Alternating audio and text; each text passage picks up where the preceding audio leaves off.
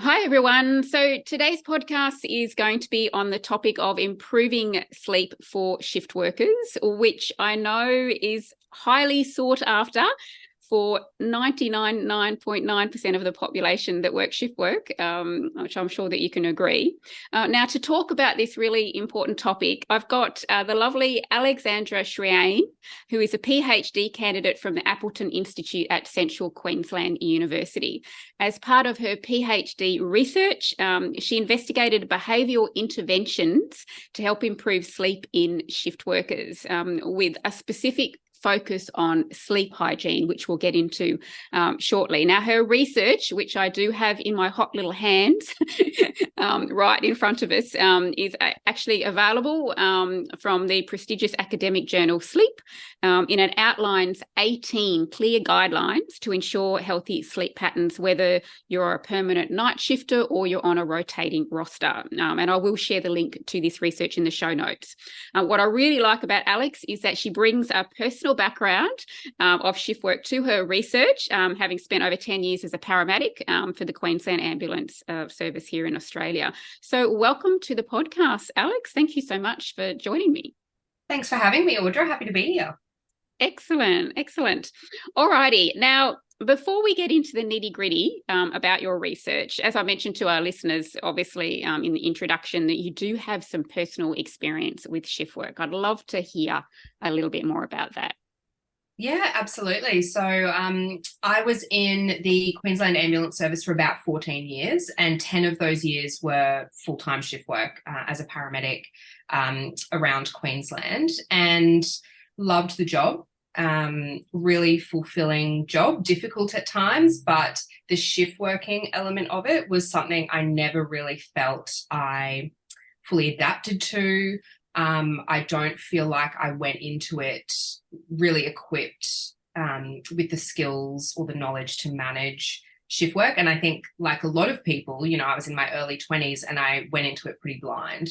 And I think those first few years, it's, the novelty of the job, and you're young, and you do get through it. You do push through. And then all of a sudden, I just remember realizing I was just so fatigued all the time, and emotional regulation was becoming more difficult. I gained a lot of weight, a lot of experiences that are pretty common for shift workers, and it took me a little while to kind of figure out why that was. And I realized that being a shift worker, it had completely disrupted my ability to look after my health and well-being. And so that's kind of what led me down the path of my research, was looking at sleep in shift workers as one of those really key pillars for their health and well-being. So when you went and did your paramedic training, didn't encompass any sort of training on health and well-being, like not only how to be a paramedic, but how the heck do I look after myself whilst I work shift work? Yeah, and that's sort of the really ironic thing that's always stuck with me. So I did a dual degree of paramedicine and nursing, and in either of those degrees, I didn't receive any education on, the health and wellbeing implications of shift work. And when I joined the service, there was no sort of education then either. So a lot of what I figured out was sort of through my own trial and error and my colleagues' anecdotal experiences, and then eventually sort of my own research. But that was something that always really stuck with me, was the fact that I didn't feel equipped. And, I look back at finishing uni and so excited to start this job with no concept of what full-time shift work was going to do to me or how to really manage that. I just thought, well, lots of people do this, so how difficult can it really be? And not realizing that, I would look around at my colleagues and some of them did adapt really well. So I always felt like maybe there was something wrong with me as an individual, that I hadn't adapted or that I wasn't coping, which I now know is absolutely not the case. It's just a really, really difficult thing to do. So yeah, didn't receive any education. And that's definitely somewhere that I would like my research to go, that we could be equipping new shift workers and young shift workers with those skills that I don't feel I had. Yeah, brilliant. And that definitely pricks up my ears. I love I love hearing when there's actually research being done on shift workers, because it's so incredibly important. All right. So I know that the brunt of your research is all about sleep hygiene. For our listeners that may have loosely heard of that term, can you sort of please break it down and explain what you mean by that? Absolutely. So it's a bit of an odd term because, we associate hygiene with cleanliness, and sleep hygiene doesn't have anything to do with that. So sleep hygiene, or what we are now starting to refer to more as healthy sleep practices, are essentially the lifestyle and environmental factors that, depending on how you engage with them, either harm or benefit your sleep. So they're the little things that you would do every day or night when you're awake, and all of the implications that those things have for then when you try to sleep. So sleep hygiene, we know, has been demonstrated to benefit the sleep health of the general population. We know that now. We have lots of evidence for that. But prior to this research, we didn't really have a conceptualization of what is sleep hygiene for shift workers. We only kind of knew it in the context of people who are up and active during the day and then sleeping at night. So in short, it's just those day-to-day things that you do that sometimes we don't really think about how they would impact our sleep, or sometimes we don't really make the association between those behaviors or those environmental factors and our subsequent sleep. Yeah, kind of, I guess, foundational stuff that we don't really think about, isn't it, or haven't really been brought to our attention. Yeah, absolutely. And, oftentimes you'll hear health practitioners or researchers say, or just sort of clean up your sleep hygiene and then everything will be fine. And people don't necessarily know what that means or what does that entail. And the glaring issue to us was, well, sleep hygiene advice, as it currently stood, was written for a diurnal sleep pattern. So people who are up and awake during the day and then sleeping at night. So you would read a lot of this advice and it would say things like, have a consistent bedtime and wake time. And you look at rostering practices and you would say, well, how do I do that? If I'm on a day shift today and then a night shift tomorrow, how do I maintain that same cycle? That was just one piece of advice. It's avoid napping during the day. What if I'm on night shift? Does that still apply to me? Really limit your caffeine, even though we know caffeine can be a great fatigue management tool. So we kept seeing these examples of how sleep hygiene just clearly wasn't appropriate for shift workers, but it was still being used as this sort of common frontline piece of advice for shift workers experiencing sleep problems, which many of them do. So there was this clear kind of disconnect between the advice we're giving people and the actual practical application of that advice. And that was where this research was sort of born from. We needed to completely reconceptualize what this very foundational element of public health messaging was for shift workers, given 20 odd % of them, of workers in Australia, are shift workers, and we're trotting out some advice that maybe is not really that practical. Yeah. Music to my ears again. As I said, it's something that's really frustrated me and banged my head against the wall. So I love that it's you've obviously recognised this, which has brought about this research, that there is this missing gap. There's this hole and as you said, there's nearly 2 million Australians alone. We haven't even talked about the global numbers of how this actually impacts. And a question that I often would get asked from clients a lot is about napping with shift work. And I've unless you can point me in the direction here, or maybe not, I've been yet to find a study done on shift workers, the ideal napping scenario, because of that whole sleep inertia scenario. And it's, I guess, and I've been guilty of myself. It's like, well, this is the research from the day shift. Yeah, how can we duplicate it the best from a shift working environment? It's tricky. Yeah, it really is. And that's kind of, we see it across the board with a lot of health behaviours and health advice, is we're trying to take advice that's based on research in the general population and apply it to shift workers as though their lifestyle is just slightly different from the general population, or that a lot of those elements are within their control, and they're usually not. So this sort of, what we've put together in these guidelines was really looking at what elements still stand, what still holds true regardless of how you work or regardless of your lifestyle, what just needs a little bit of tinkering, and then what just needs to be completely rewritten. And if we take napping as an example, like you said, a lot of the research is based on what we consider napping to be for people who sleep at night and are up and active during the day. And we know that too much napping during the daytime for the general population reduces your desire to sleep at night. And so you should limit it. And that's perfectly reasonable, great advice. But for shift workers who are chronically sleep deprived, napping can be a really valuable opportunity for them to chip away at some of that sleep debt. But there are safer ways to do it. You mentioned sleep inertia, and that's, that in and of itself is a concept that a lot of shift workers, they would have lived and experienced, but they've probably never heard that term before. So, and, we speak about this in the guidelines, this sleep inertia when you've been asleep and then you wake up and you just feel rubbish. You are groggy, you're uncoordinated, you're a bit kind of confused. You might feel like you're on autopilot for a little while. I remember, when I was a paramedic, you might get back to station and you might have a brief nap for, I don't know, half an hour. And then, inevitably you've got to get up and go to a job. And I remember sitting in the ambulance and maybe 10 minutes would go past and I would have no recollection of what had happened in that 10 minutes, how I'd gotten from A to B, and no understanding of what was happening or how dangerous sleep inertia can potentially be. So we do talk about in the guidelines that, your really short, sharp naps, so maybe 15 to 20 minutes can be a great energy boost. And then your longer naps, which are really a sleep period, 90 minutes or longer, are great to chip away at that sleep debt. It's that middle window where you've gone longer than the 20 minutes, you haven't gotten to a full sleep cycle yet, you're really at risk of that sleep inertia where you wake up, your body's trying to get into deep sleep and now you're up and active, your brain hasn't caught up to what's happening around it. So we try to provide some advice around how you can use napping to your advantage and what to look out for if you do feel like sleep inertia is maybe kicking in. But the challenging thing is that, there are so many different contexts in which shift workers often need to sleep.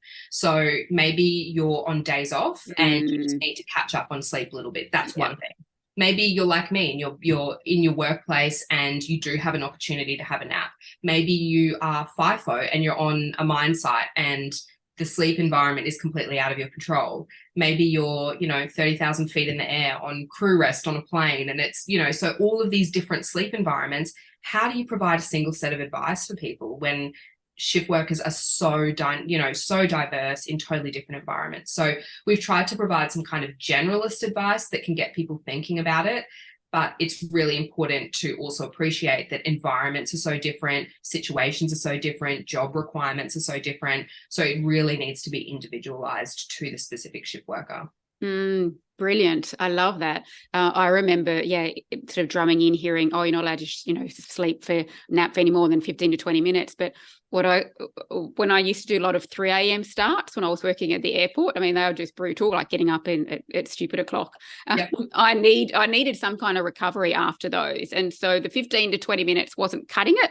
I just started to kind of see what happened, what my body naturally did. And oddly, I understand now, is that I found 90 minutes worked quite well because obviously I went through a whole sleep cycle, and as soon as, without that interruption halfway through the sleep cycle, I would wake up and I actually felt obviously a bit groggy initially, but afterwards I was good to go for the rest of the afternoon. So I love that. It's so important, as you said, to look at the occupation, the scenario, and the circumstances is really good.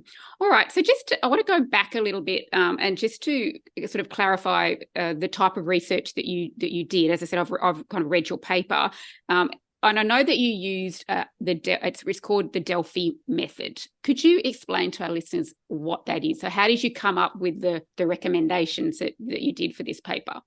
Yeah, absolutely. So prior to this research, we, as a research team at Appleton, had an idea of what we thought this guidance needed to look like. But we're also cognizant of the fact that we're, half a dozen people and we couldn't possibly represent the entire evidence base or the entire kind of scientific thinking out there.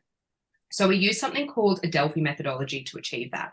So what it is it's a research technique to achieve consensus on something that either doesn't currently exist, so a question that we don't currently have the answer to, or that we feel the answer is outdated. So in this case, we had no answer to what does sleep hygiene look like for shift workers. There was no consensus understanding on that. And if you were to go and look it up online, you would get different pieces of advice. There was no sort of single source of truth, and that's what we wanted to create. So it involves recruiting experts in a particular field to then work through a series of questionnaires to essentially achieve that consensus. So we went around the world and we brought together sleep, shift work, and occupational health experts. And firstly, we asked them, do you think shift workers need tailored sleep hygiene advice? And they overwhelmingly said, yes, absolutely, they do. So then we said, fantastic, can you please help us create it? And they were presented with this draft kind of list of guidelines that was our current thinking at the time. And then we said, tell us, do you think these are good enough? Are they right? Do we have the right advice? Do we need to change this? Do we need to include things? Are there things we haven't even thought of? And we went through 3 sort of rounds of this sort of feedback. And to actually include something in the guidelines, we had to have consensus amongst the experts. So it couldn't just be, you know, a couple of people saying, yeah, that's fine. We needed to have the vast majority of these experts. So we had 68 experts from around the world. We needed to have the vast majority of them say, yes, this is right. This is fit for shift workers. And so by the end of those 3 rounds of feedback, we had consensus across all 18 of these guidelines. So these experts could stand by them and say, this is what you need to be telling shift workers. This is how you need to word it. This is the right advice. And what I think was so kind of special about this output is that these were people from around the world. So different shift working contexts, different geographical kind of considerations, different rostering practices. And for them to all kind of come to a point where they said, yep, these 18 guidelines capture what we think shift workers really need to know about sleep hygiene was really incredible. So that's sort of a brief overview of a Delphi methodology. But yeah, it's just essentially that way to answer a question with a consensus that we don't otherwise have an answer to. Yeah, great. Because I think it's just important that people are aware that it's not like a clinical trial per se or anything like that. It's reaching out to experts in their field and brainstorming, I guess, too, and getting their perspective. But it starts that way, doesn't it? It sets kind of step 1 of the process, and where it can actually lead to. All right, excellent. So. I don't know, we're going to get into, I know there's 18 and we're not going to have time to kind of run through the 18 recommendations that put forward. But I do want to just talk about the first one that is sort of glaringly obvious to me, and I'm so glad that it came up, is prioritizing the sleep. And because that, when I started working with clients myself, was the biggest eye-opener to realize that it kind of seems obvious that shift workers would prioritize their sleep, but it's something that they're not doing. What's your thoughts on that? Yeah, absolutely. I completely agree. And we actually asked the experts in this study to decide the order that these guidelines would go in. Okay. Overwhelmingly said, prioritize sleep needs to be number 1. That is the number 1 message we need to be getting across to people. And I think it's an interesting topic because I agree. I think shift workers know that sleep is really important and they know what it feels like to be sleep deprived. But I also think they get so used to getting by in that sleep deprived state. They get so used to getting through the day, getting through the life commitments on 4, 5, 6 hours that I think we just start to believe that that's okay. And what we know in sort of research world is that chronic sleep deprivation that shift workers experience and the circadian misalignment from being awake at odd times and sleeping at odd times is what contributes to the vast majority of the poor health outcomes we see in shift workers. And I think it wasn't even for myself, having all of that lived experience, it wasn't until I really looked at the literature and went, oh my God, this is terrifying. We need people to understand how important sleep is and what happens when you don't sleep. And that's not just shift workers, that's everyone that, you know, have this kind of glorification of busyness and this sort of hustle culture where it's just push through, get by on little sleep, that's okay. On these things all the time, yeah. Absolutely. And I think that it's just trying to get the message out there that, you know, sleep is a pillar of health, like diet, like exercise, like looking after your mental well-being. Insufficient sleep makes you very, very sick in the long run. So I think it's trying to find that balance for shift workers where we know sleep is really challenging and your work commitments make it difficult, but finding ways to put that at the top of your priority list when you can will pay you back in the long run. In the immediate term, you will feel better, you will work better, you will be a better partner, friend, brother, son, whatever. But in the long term, the protective effect of prioritizing that sleep is just, I can't even articulate how much it would benefit people. And I think it's something, I was just talking to another gentleman before coming on our conversation about when it comes to sleep. I think it's something that we don't realize is that when we often can say and do things that we wouldn't ordinarily do had we had enough sleep. And, that's kind of one pillar to the whole, dynamics of workplace well-being and our home life and so forth. And also the fact that, raising it is so critically important. I know myself when I was studying nutrition, it wasn't until I really started about 30 into my degree going, okay, well, this is important, but actually I think sleep's actually more important in nutrition. I need to flip how I'm going about this whole process because we're going to make better food choices if we sleep better. It's Absolutely. Putting the cart before the horse kind of situation. So, I'm really great that we're on the same page with that as well. So out of the other 18, what was there any that really sort of stood out for you that was interesting that you didn't really think about before, or in regards to the order of how it all panned out? Yeah, I think the order, the way that they are prioritized, they're all important, but the way that we wanted them structured, or the experts wanted them structured, didn't surprise me too much. I think that they kind of really seem to fall into two camps. So there are some guidelines that are just apply to everyone, and they are the same as standard sleep hygiene advice. And so that's the main two are the avoidance of nicotine and the avoidance of alcohol. And those two substances, I think people often underestimate how much they can impact their sleep. Obviously, we know those things aren't great for our health in general, but they actually have specific sleep impacts. So those two were just generic advice. Everyone needs to be thinking about those things. And then we had some that are specifically written just for shift workers, and a couple that come up. So with the napping one that we've spoken about, completely reconceptualizing what napping looks like for shift workers. Caffeine was another one. So the sort of general health advice is, it's sort of, the guidelines are sort of different depending on where you read them, but generally it's that avoidance of caffeine in the latter part of the day, the afternoon and evening, no caffeine. And the question is, well, if you're a shift worker and you're on night shift and you're waking up at 4:00 in the afternoon, is it bad for you to have a coffee then, if you're then about to go and be awake for the next 10, 12, 14 hours? So we kind of flipped that guideline to be caffeine is a useful fatigue management tool before and during your shift, in that we know it helps people to manage their fatigue and therefore be safer. But you do need to be thinking about it. It's not a free-for-all, just smash the caffeine, because it does. It's a stimulant. It will impact your sleep. So it's thinking about it in those sort of 2 to 4 hours leading up to your bedtime, whenever that is, as a shift worker, thinking about your caffeine consumption. And that's a fine line to walk, because, some people are commuting very long times home from work, and that is a high risk time for them. So, is it having caffeine before that? Are there other fatigue management strategies that aren't going to be as stimulating? So caffeine, napping, those were two that we kind of completely rewrote. And then there were some that they don't even exist in existing sleep hygiene advice. An example would be the guideline around how you transition to days off. So that's something that sleep can play a part in. And that's a hard one to provide advice on, because rostering practices look different across every industry. And how many days off do you have? Should you even be changing your sleep schedule on your days off?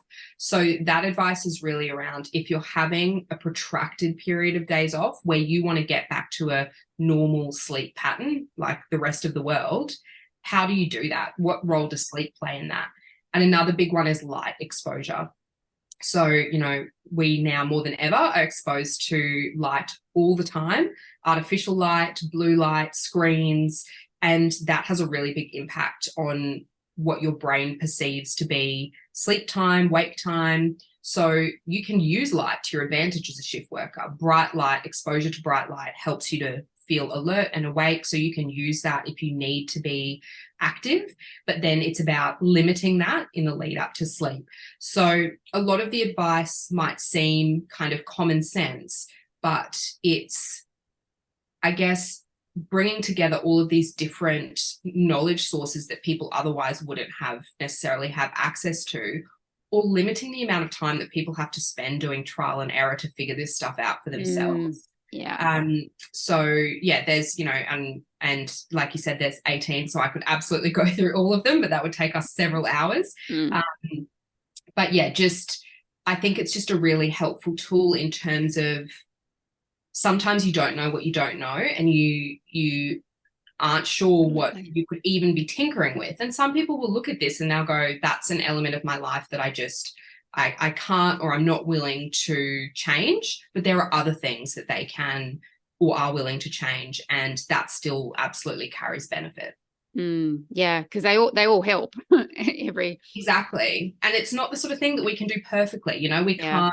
We're human beings and we have complex lives and we have personal preferences. So, you're not going to look at all 18 of these and absolutely nail them all the time. And I think that's another really important message, is around, not putting that pressure on people to do things perfectly all the time, because we know that that perceived pressure associated with sleep has a detrimental impact on sleep.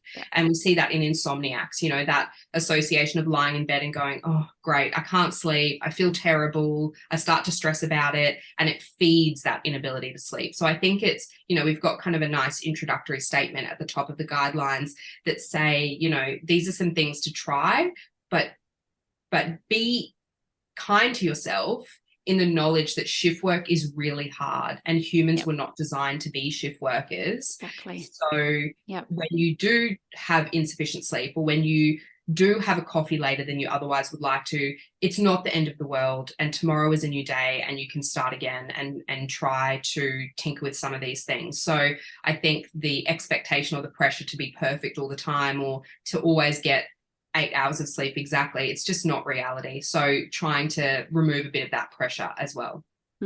Definitely. Yeah, I love that. And that's great that you mentioned that, just to reduce that sleep anxiety, which can be that sort of a perpetual cycle that people get stuck in. I should be doing this, I should be doing that, and I should be doing this, and it ends up defeating the whole purpose of causing more havoc on your sleep. I have actually sort of highlighted a couple that I wanted to talk to you about. And again, for our listeners and those that are watching, I will put a link to the study below, so that everybody can see Alexandra's research. So you can go through all the 18 steps on your own. But there was a couple that I wanted to bring, or I guess chat about, and that's also because I've done a podcast on this topic about medication. Yeah. What are your thoughts on that? So medication's an interesting one. We initially had pretty high. So our original guideline that we went to experts with was pretty high level. And we said essentially something to be mindful of. Most medications will have some kind of impact on your sleep. And sleep medications can be a useful tool, but really need to be considered. And the experts came back to us and said that, yep, say all of that, but we specifically want to talk about melatonin. And the reason for that is it's becoming an increasingly used tool by shift workers. A lot of sleep medications are really heavily relied on by shift workers, and they have an important role to play, because if you get to the point where you are on such little sleep, something needs to step in to get you to sleep. Like, it gets to a point where it's just, even if it is a medication, we need you to be sleeping. The issue is that none of these medications are usually safe to be on forever. or are safe to be on in a way where you kind of sort of guess how much you need, or you're titrating your dose, or you're kind of taking it sometimes and not other times. And what we see with shift workers is a lot of that experimentation with medication, or sometimes using medications in a way that they are not designed to be used to induce sleep. So one that I used to see a lot of as a shift worker was people would use Phenergan. So old school antihistamine, makes you nice and drowsy, can sort of just get it over the counter at the chemist, so it's easily accessible, but it isn't really a great sleep aid, and it carries a side effect profile, and people are using it without consulting healthcare professionals. So the advice around medication is, you know, we're not saying never use it, but we're saying do it safely. And it should be somewhat of a last resort, in that you look at all of these other things that you're doing daily that are easy to kind of tinker with before we start doing that. And, you know, any healthcare practitioner will be saying that. They will be saying, tidy up your sleep hygiene, which we now have sort of conceptualized better for shift workers. Tidy up your sleep hygiene. And then if and when that is still not working, then we can look at how we use medications judiciously in a safe way that's going to minimize those sort of side effects. Medications have come a long way. Sleep medications have come a long way from, you know, older generation sleeping tablets that would make you incredibly drowsy. You know, some medications that people would do, you know, pretty scary things when they were on them, because they just completely disrupted the way that their brain was working. So medications have come a long way, and I don't want there to be unnecessary fear around using sleep medications, because it absolutely can be done safely.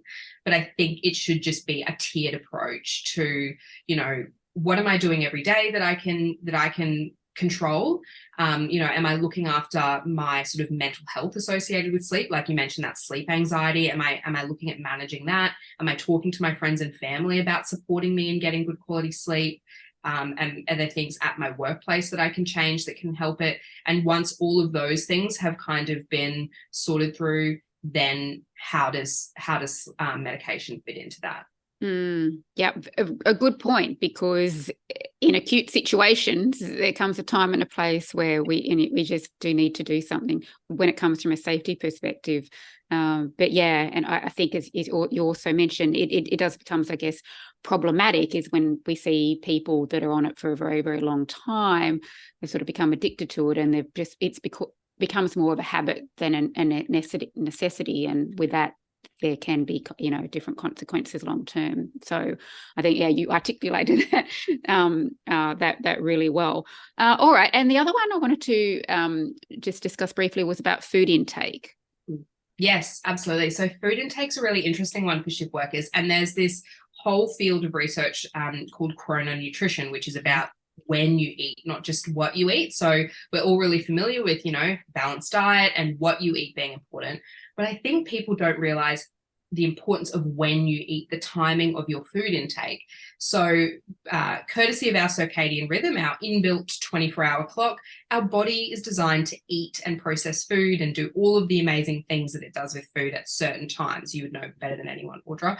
And shift workers often aren't able to eat in sync with that rhythm, or it's different every day. So, you know, today I'm on day shift, so I'll eat like a normal person, and then I'm on night shift tomorrow, so now I'm eating in the middle of the night, and my body's like, what do you want me to do with this?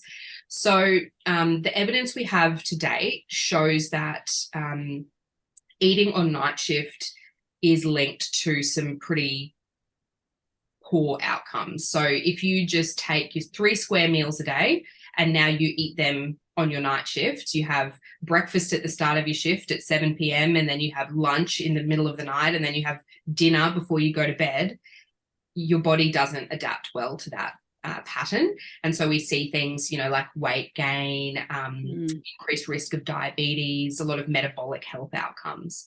And so the evidence now supports fasting during a night shift.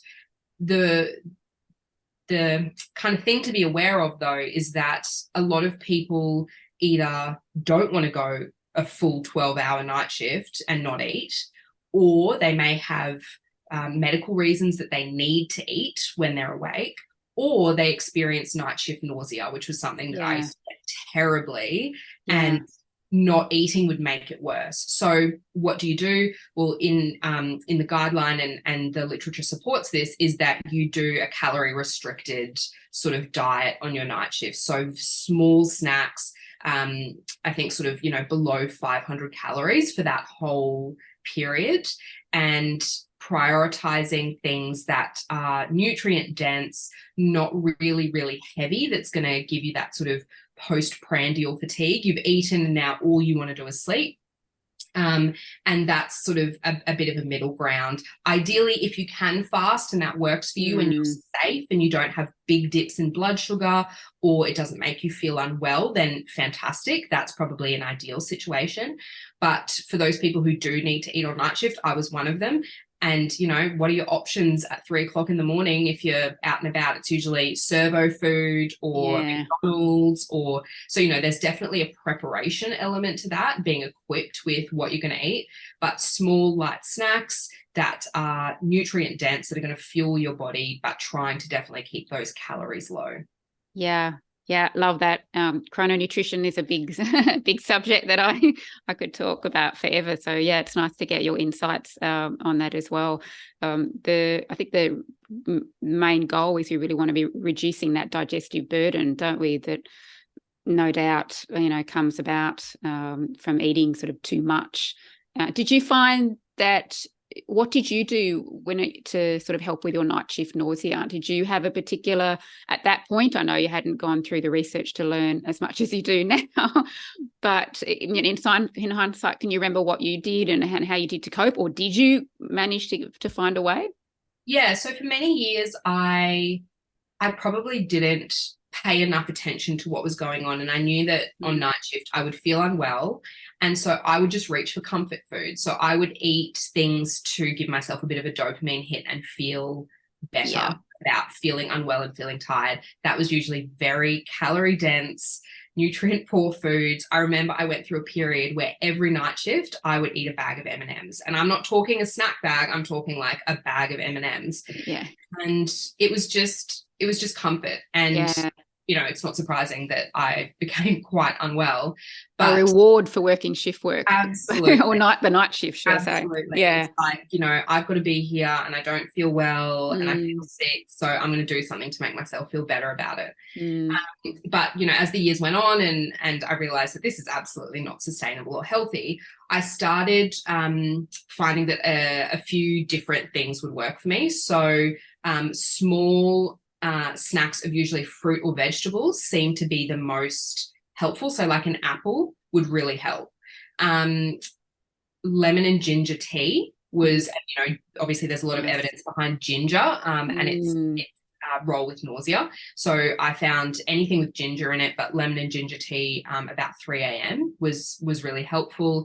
And anything sort of peppermint. So sometimes it would just be gum, like just something that had mint in it was often really helpful for me as well. But I quickly realized that just because I'm feeling nauseous and unwell doesn't give me free rein to just eat whatever I want, because I was rapidly gaining weight and just felt awful. So those were the three that really helped me. Now, knowing a bit more about the literature, I understand that, that actually was, those were things that were going to be helpful. But it was also, for many years, I would sleep during the day, and to try and get as much sleep as possible, I would sleep right up until I had to go to work. So I would be going to work on a completely empty stomach. I've been asleep all day. And then, by midnight, I'm ravenous and nauseous at the same time, and then just eat anything, nuggets and fries from McDonald's, just completely absent of any sort of valuable energy for my body. So it was, okay, I need to prep some food so that I can eat something that's actually going to fuel me either before I go to work or early in my shift. And that would often sort of help a lot with that nausea. And then if it did come up, or if I was feeling hungry, I had some sort of strategies up my sleeve that weren't a packet of M&Ms at 2:00 in the morning. Nice. And that's great that you kind of came to that realization to say, maybe this is not such a good idea. Maybe I need to start doing things differently. But I mean, it's hard, as we both know, shift work is very hard, and it's not something that is easy to do at a click of a fingers or the light switch scenario. It's something that we kind of have to build on. So and I love that you mentioned about the lemon and green tea. I think also that helps with that circadian dip of our body temperature around that 3 to 4 a.m. as well, when we obviously feel that cold chill to help us stay asleep, which is ideal if we're sleeping. But it has that sort of two-way benefits, doesn't it? Yeah, absolutely. And like I remember thinking back and going, even in summer, that time in the morning, I would always feel really quite cold, and never really understanding why that was until, I sort of went into this space. So I think sometimes, even if you just have that understanding, if we can increase that awareness for people, it helps them figure out what's going on, and that your body's doing what it's naturally designed to do. So there's nothing wrong with you. You're not, not adapting well. It's just, this is how your body's hardwired, and what we're doing in terms of these work schedules is often quite unnatural. So having those sort of healthier coping mechanisms, I think, is just so beneficial. Brilliant. Excellent. Well, I could talk to you for ages, and I'm a little bit mindful of the time, Alex. But before we wrap up, is there anything that you want to mention to our listeners that on something that I may have forgotten in the questions? No, I mean, I think we've all covered it pretty well. I guess, the main thing that I would like to make people aware of is that, this research, we have worked with experts in the field to develop these guidelines. But as you and I both know, Audra, as shift workers, the people with the lived experience of shift work are a really important key to how we message this, and how we actually make it advice that is applicable to shift workers. So our current research that's underway at the moment is working with shift workers themselves to figure out, what do you actually want in terms of resources? How do you want us to communicate this information? Because I think it's so important that it doesn't feel like, resources that some academics who have never done shift work in their life have developed, and I don't understand how it applies to me. I think incorporating that lived experience knowledge is so important. And then, having ways of communicating, like podcasts like this, to get that information out there is so vital. So I would just encourage people to be kind to themselves and try their best and be safely experimental with the elements of their day-to-day lives that are linked to their health and well-being, and just wish them luck, because I know it's incredibly difficult, but they do a wonderful job, and the industries that shift workers are employed in are our most critical and valuable industries, so we couldn't do without them. Absolutely. I would often say that the world would come to a complete halt if we didn't have shift workers. Literally, it would come to a halt. Absolutely. The truck drivers, the rail, everything kind of thing. So we do need to be doing whatever we can to help them the best that we can. So well, thank you, Alex, again for coming on to chat today. It's been great. It's lovely to meet you. I was really excited when I saw your post up there in the with the sleep research. I so have to get on and get this lady to chat. So so thank you so very much. And I will definitely share the link to your study so that our listeners can actually look at it for themselves to learn a little bit more. And if they wanted to know more, I guess they can reach out and contact you through that way as well. Again, I'll pop the links down. So thank you so much. Fantastic. Thank you so much for having me, Audra.